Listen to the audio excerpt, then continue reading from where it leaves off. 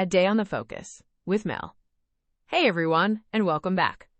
Today's date is April 26th, and boy oh boy do we have a jam-packed history lesson for you. First up, let's travel back to 1564.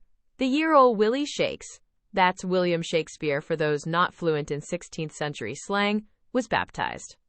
Nobody knows his exact birthday, making every day a potential celebration, right? Maybe he had a really epic April Fool's Day prank in store for everyone. Then, fast forward to 1777. 16-year-old Sybil Ludington, total rock star, supposedly rode 40 miles to warn the American colonial forces of incoming Brits. Talk about a serious case of, don't mess with my freedom. We can only imagine the horse's post-ride snack of choice. And speaking of impressive rides, let's zoom to 1805. First Barbary War. U.S. Marines under First Lieutenant Presley O'Bannon captured Dern. Think of it. Marines, swords, and North African adventures. It sounds like a great action movie plot. Moving swiftly along to 1900, Ottawa and Hull, Canada, had a really bad day. Massive fires reduced these cities to ashes in 12 short hours. 12,000 people lost their homes. Yikes! I hope they had good insurance. A much happier note, at least for sports fans. 1920 brought ice hockey to the Olympics, and Canada's Frank Frederickson scored a whopping 7 goals. That's what we call a hat trick.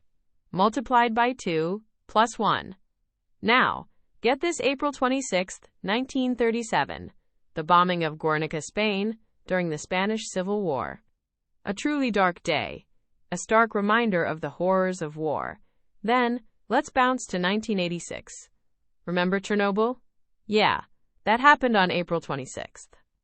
Enough said. And finally, a lighter one, relatively, 1994. South Africa holds its first multiracial election, and Nelson Mandela's African National Congress wins. A massive moment in history. Huzzah! Mini story time. Imagine a time-traveling historian, let's call her Professor Penelope, who lands her time machine in modern-day New York City.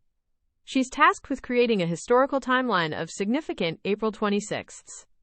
Professor Penelope's initial attempts are chaotic. First, she tries to get William Shakespeare to autograph a baseball, only to realize the bard is, in fact, very confused about the rules of the game.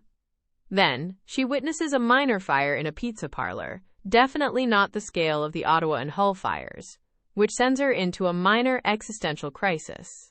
The climax of her day is trying to explain the concept of the internet to Sybil Ludington, who is completely baffled by the lack of horses.